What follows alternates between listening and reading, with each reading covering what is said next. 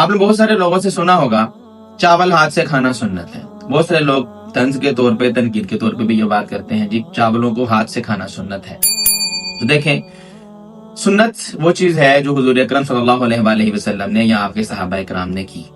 सुन्नत एक आप सल्लल्लाहु अलैहि वसल्लम के साथ उसका एक ताल्लुक है, आप सल्लल्लाहु अलैहि वसल्लम की तरफ उसकी निस्बत होती है।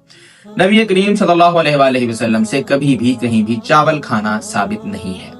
क्यों नहीं खाया ये एक अलग बहस है, लेकिन बहरहाल कहीं पर हमें मिलता नहीं है कि हुजूर अकरम सल्लल्लाहु अलैहि वसल्लम ने चावल खाए हों। जब आप सल्लल्लाहु अलैहि वसल्लम से चावल खाना ही साबित नहीं है तो हाथ से खाना कैसे साबित है?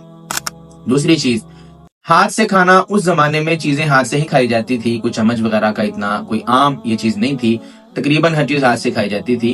तो ये एक उमूमी आदत थी कि आप सल्लल्लाहु अलैहि वसल्लम हाथ से खाते, बिल्कुल हाथ से खाना सुन्नत है और बताया गया है कि आप 3 उंगलियां इस्तेमाल करें। तो बात चीजें ऐसी हैं जिनमें 3 उंगलियां इस्तेमाल नहीं होती, आप ज्यादा इस्तेमाल करना चाहें कर सकते हैं। तो चावलों के मुतालिक आप अगर हाथ से खाना चाहें बिल्कुल जायज है और दुरुस्त है। और आप जहन में ये रखें कि हुजूर अकरम सल्लल्लाहु अलैहि वसल्लम ने चूंकि हर चीज हाथ से खाई है तो मैं उस सुन्नत पर अमल करते हुए हाथ से खा रहा हूं, तो अल्लाह ताला की रहमत से कोई बाइद नहीं है कि आपको इस पर सवाब भी मिलेगा। लेकिन इसको बराह रास्त सुन्नत कहना वो दुरुस्त नहीं है।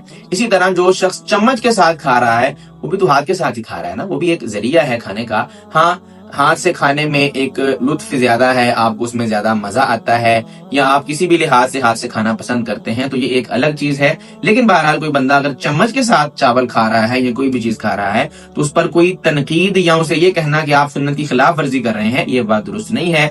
जिस चीज को जैसे इस्तेमाल करना चाहें आपको उसकी इजाजत है। जहां आप सल्लल्लाहु अलैहि वसल्लम से सुन्नत साबित है तो वहां पर आप सुन्नत के मुताबिक अमल कीजिए, जहां पर साबित नहीं है तो वहां शरीयत आपको इख्तियार देती है, अपने रिवाज, अपनी मुआशरत और अपनी आदात के मुताबिक आप अमल कर सकते हैं। जज़ाकुमुल्लाह।